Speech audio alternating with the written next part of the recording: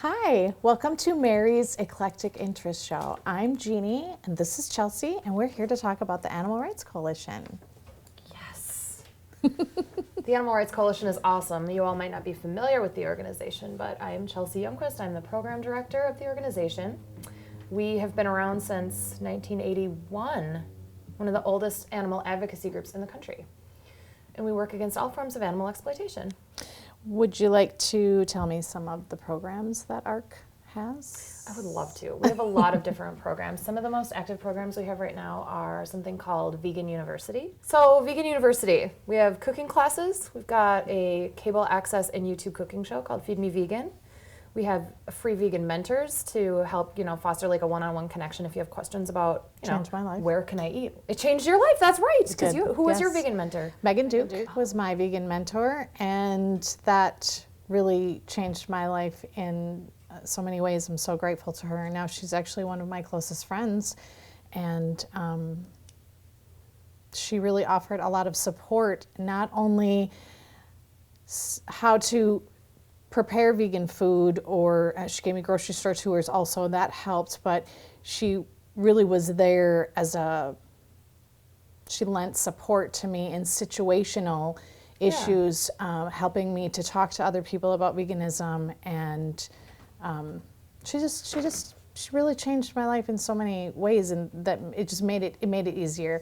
Yeah. When I first went vegan, I didn't know any other vegans, and so I didn't really know much about veganism. I just knew the very basics, and she really helped me. So not only did she help me personally with my own path to veganism, but she helped me with my perspective about veganism in the world, because I know for a lot of people when they first go vegan, it's kind of traumatic, because it's a not vegan world, is it? They really, being not in a vegan world, and then you realize that everything that you've lived your whole life as was different than the way you want to live it now, and it can make you very angry. And Megan was the perfect vegan mentor for me, because she helped me to not be angry. She helped me be joyful and peaceful and respectful, and I was able then to have really positive conversations with people when I was doing outreach, or even just in my regular life, because of the tools that she gave me. So I highly recommend Vegan University so much to so many people. Yeah, it's great. Because of my experience with her. And it's so customizable. It can be anything you need it to be. It can be, like you mentioned, the grocery shopping tours. Those are awesome for people who don't know where to find, the vegan versions of the things they're used to eating. Your mentor can be totally customized relationship, whatever you want it to be. You can find one on our website that fits your personality and your lifestyle. Cooking classes and any number of different, like we do cheese making classes, we do grilling classes, we're going to do a canning class. It's pretty exciting coming up. All sorts of different things. So that's Vegan University. Yes. That's just one form of, like, animals that are typically used for food is one thing that ARC works to help, but we also work against animals that are used for entertainment. Mm-hmm. For example, like we'll protest the circus, or we'll, those types of places, that zoos and such. And then that's really exciting is cuddle coats. So there's a lot of awareness around the fur industry now, and people are, fur is kind of something that's seen for the most part as not a socially desirable thing to wear. But then again, you still have, you still see celebrities that are wearing fur coats and all of that stuff on TV. So what we do is we take in fur coats from all around the country, and we have volunteers that prep them by taking out the buttons and all of the hooks and all that kind of stuff, and then we ship them out to wildlife rehabs. So there's a lot of pictures on the Cuddle Coats site of the baby animals snuggling into the fur. It aids in their rehabilitation. So that's another fun program we have. But we have a lot of different programs working against animals that are used in testing, animals used in entertainment, animals used for food. Yes. And which are you most personally passionate about? I'm sorry, I didn't say that right. Yes, you did. Oh, okay. You're so cute. I love you. I actually met Jeannie. She's my best friend. I met her through the Animal Rights Coalition. So that's why she's interviewing me today, and it's really fun. Yeah. So I came to ARC through veganism. So one of my friends who was involved with ARC kind of enlightened me about the plight of animals that are used for food. And so that's how I started coming here. So I would say veganism is probably the thing that I'm most passionate about that we focus on. But through coming here, because of veganism, I became familiar with all of these other issues in animal exploitation that exists. And so that's kind of broadened my perspective. But I would say definitely veganism, and I feel like that's a way that we can help the most number of animals by going vegan. We're not eating animals. We're not eating any of their products that are made from them. We're not wearing animal skins on our bodies. We're not going to the circus. Like, we're really helping a huge number of animals, just one person. So that helps me feel really empowered. Right. And I love seeing veganism pop up more now in the mainstream media.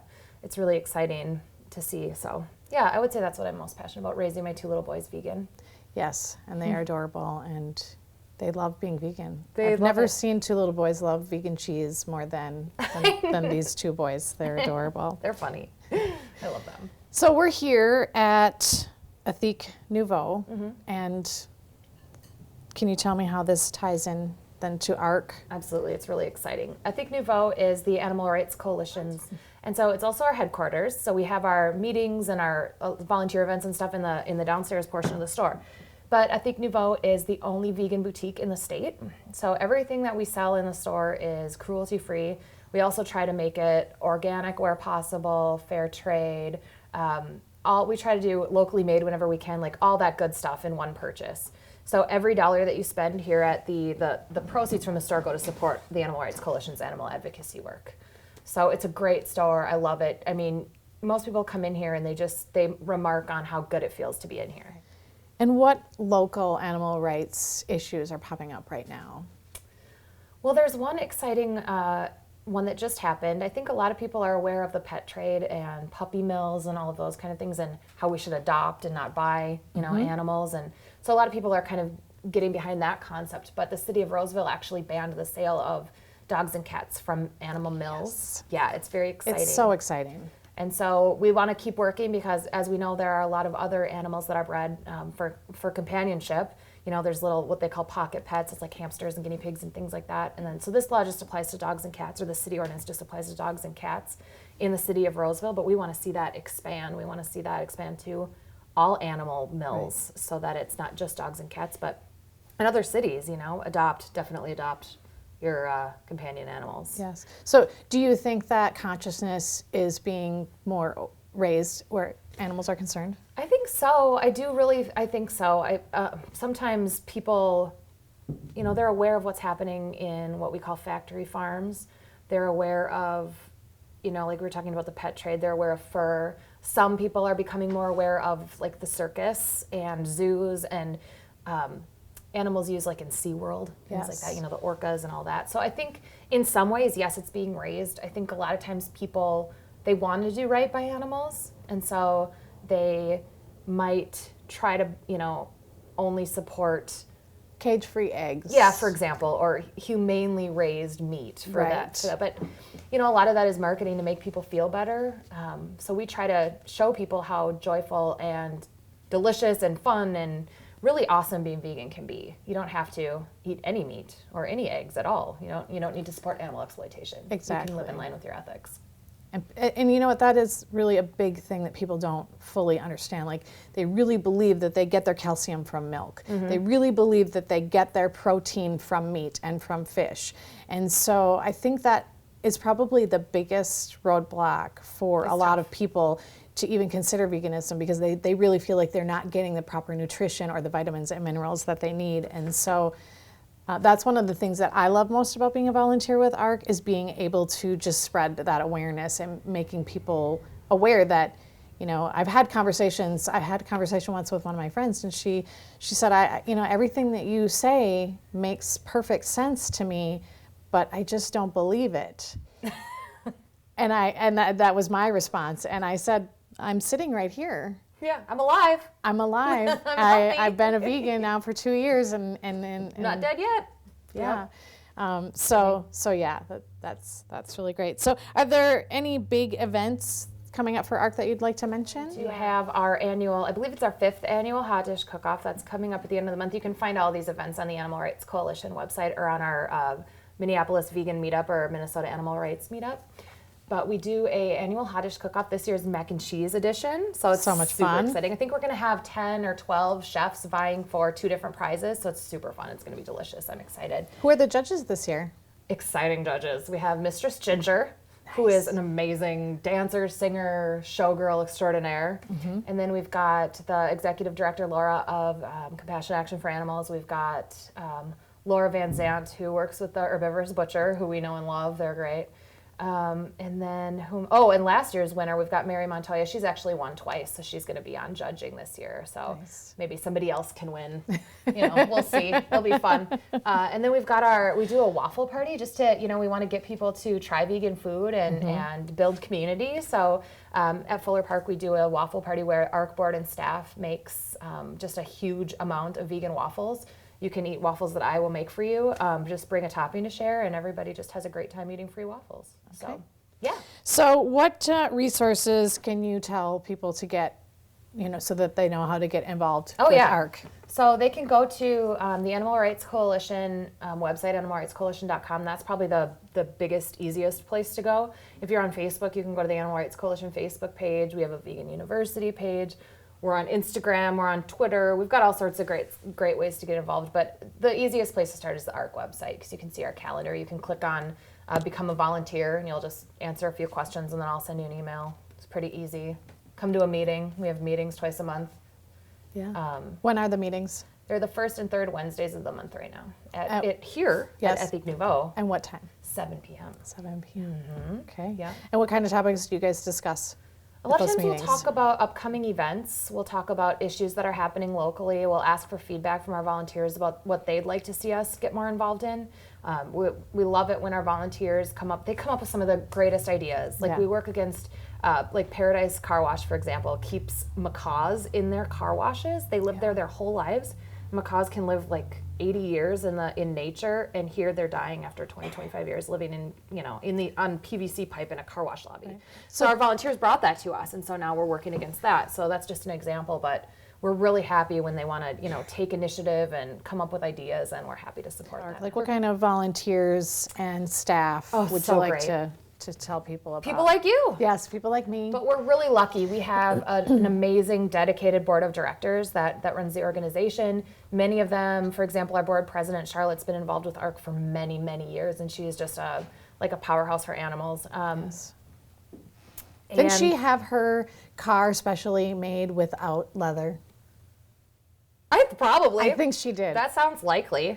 And then we've got a lot of volunteers who have been involved with us forever, and we've got a bunch of exciting new volunteers all the time, but we actually have something exciting today. We have one of our oldest running volunteers here at ARC here today to answer a few questions from you or me. I don't know, but we're going to ask Barbara some questions. She's been volunteering with ARC since I want to say 1990 or maybe even 1989. I don't know, but we'll bring her on and she'll tell you a little bit more about that, about what got her involved with ARC, what her story is, where she might see ARC going.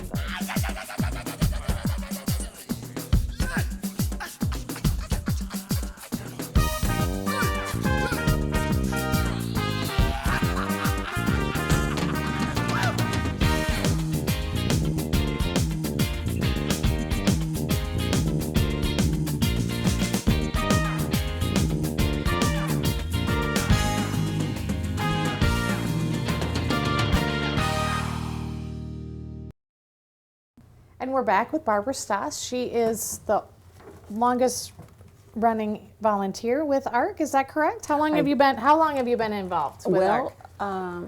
The 30th of March this year will be 27 years ago that I walked into my first ARC meeting. And how is it that you got involved with ARC? What brought you to that first meeting? I saw a small ad in one of the women's magazines that you see in the grocery stores. And it was just a little ad, but it had something to do with Helena Rubinstein testing their products on animals. And it showed a little rabbit with a great big sore eye. And that touched me so because I've always been an animal lover. I've just always have. I was always bringing home dogs and cats and baby rabbits I'd find, and my mother would take them in. And so when I saw that, the first place I called was the Humane Society, wondering what I could do. And they said, well, we only handle the dog and cats issues, but you call the animal rights people. And so I did in March of 1990, and then I went to the first meeting, And they were all excited at that time about going to Washington for the first Animal Rights March, which was going to be June 10th, 1990. Okay. And of course I thought, that's for me, I'm going. And I went home and told my family, and Mom, I just found my life purpose. And I went with some people from ARC. We flew to Washington and we marched up Pennsylvania Avenue. There were about 25,000 people there at that time. And we spent 3 or 4 days. After everyone went home, I stayed an extra day to go to the Vietnam Memorial and the Jewish Holocaust Museum. So tell me, what animal issues are you most passionate about? Dissection. I'm also very passionate about elephants and pigs. Okay. I feel infinitely sorry for the way pigs are raised, but dissection is something that I stumbled on when my 14-year-old daughter came home from Irondale as a freshman and was told that in her biology class as a sophomore she would be cutting up frogs. Yes. And we lived in an area where there were lots of frogs. And Sharon literally grew up with frogs in our backyard. And so I decided, by golly, I am going to tackle the school on this. It was rather a hard job. But anyway, long story short, Sharon got a computer program which showed the dissection of a frog. And she was the only one in the school that did it, but I worked with the American Anti-Vib Society, and they sent information, helped me write letters to the school board, to the school newspaper, about just really what are you teaching kids when you have them 14 or 15 years old cutting up frogs, skin cats, baby pigs, and then calling that science. To me, that was just teaching them animals are here for us. Just do what you want. You want to cut them up? Okay, and call it science. Irondale has kind of moved more away now. They do have a policy that says if you do not want to dissect, we will give you an alternative. But in those years, 91 and 92, there was nothing. They just dug their heels in. And, but we dug our heels in too. And my husband got into the fight. He went and talked to the teacher and the principal and said, see here, we are taxpayers. We pay your salary. You cannot force our daughter to do something that she thinks is wrong. Right. And lo and behold, Sharon got her computer program. So how long have you been vegan? Thanksgiving in 1990, after being at that march in Washington and watching PETA one full day, June 11th, at the Hilton Hotel, PETA came and they showed for 5 solid hours all their videos, inside slaughterhouses, inside cosmetic testing places. That was just unbelievable to think a so-called Christian country could be doing this to God's creatures. Exactly. I walked out of there and I said, I will never do that again.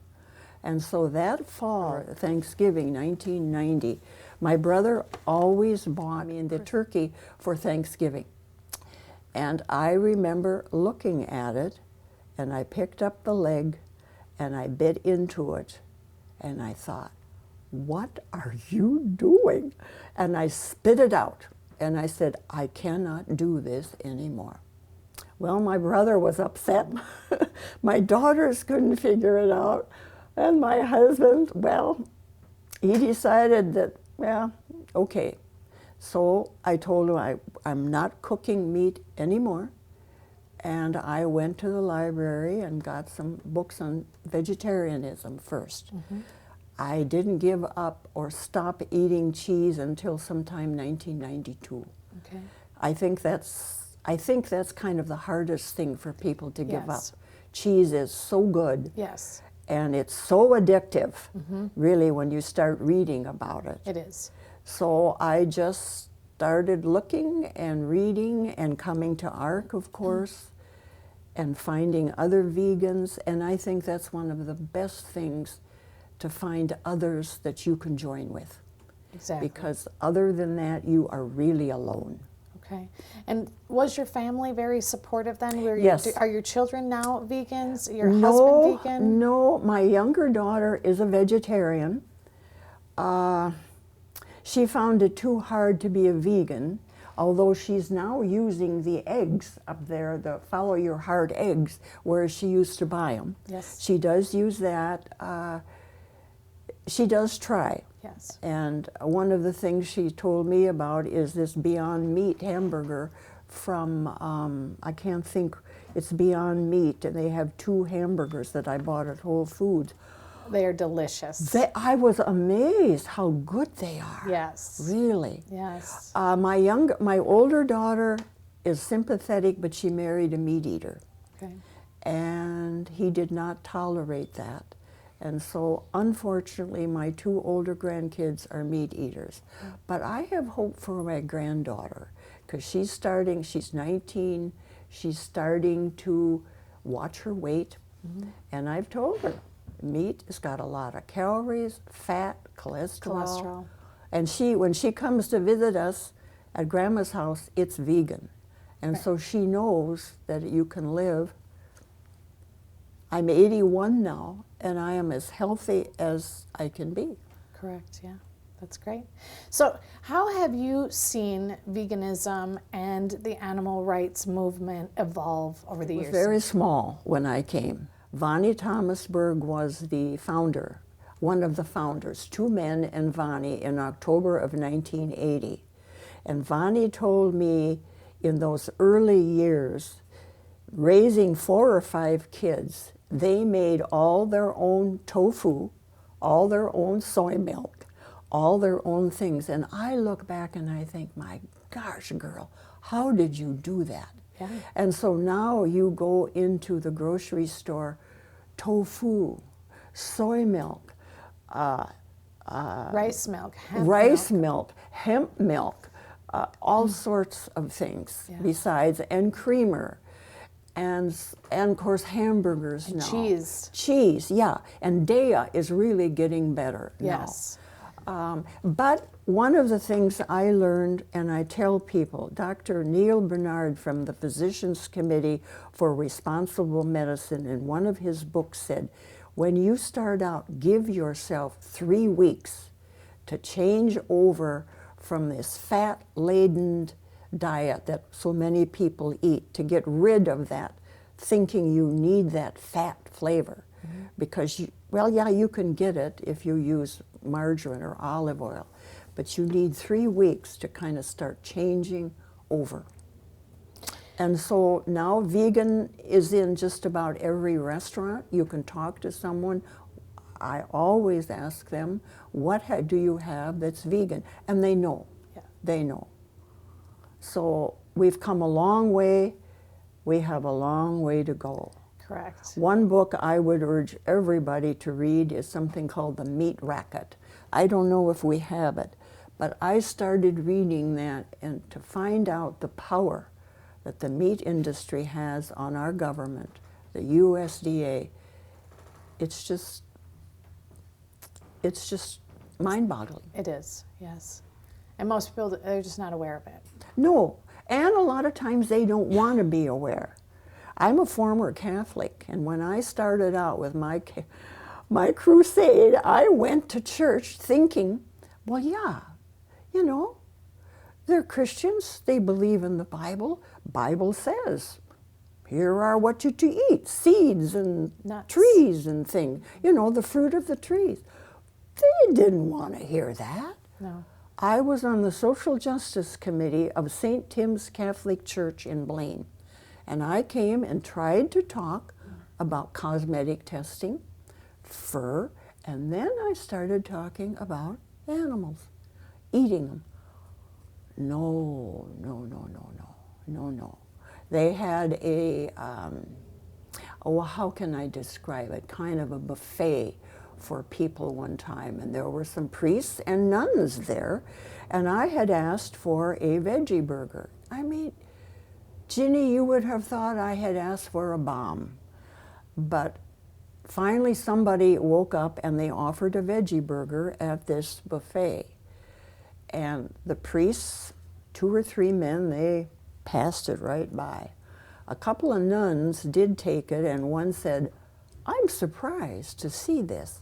So I was encouraged, but they just couldn't do it. The festival every fall is loaded with pork chops, turkey dinner, bratwurst, all kinds of animal products. I tried to talk to our priest, and he just couldn't listen. So tell me, where do you see ARC going? You've seen where you've been here for such a long time, and where we are now. Where do you see ARC and animal rights going? Jeannie, I just hope we stay afloat.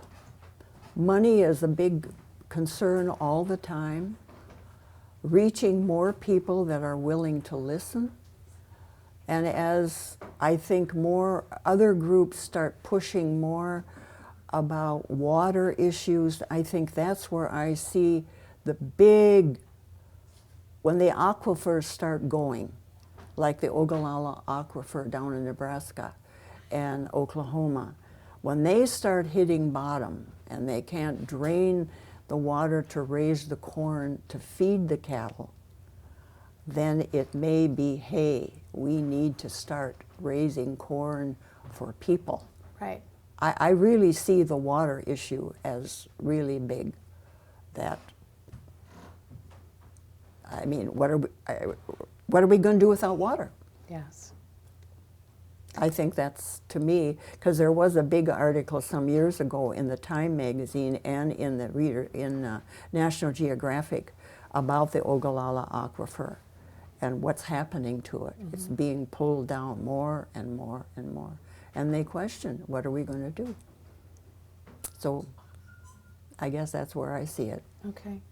Well, it was really great to talk with you today. And, Thank you. And you inspire me as a volunteer and so many new people. And so I'm so glad that I know you, and I'm so glad that you're part of this organization. And you do such wonderful things for the animals. And in turn, when you do things for the animals, it does something for the planet, which does something for everyone. So Yeah. thank you, I Barbara. guess 2 things I'd like to encourage: to take bags to your grocery stores, because the paper there, you know, comes from trees, blah, blah, blah.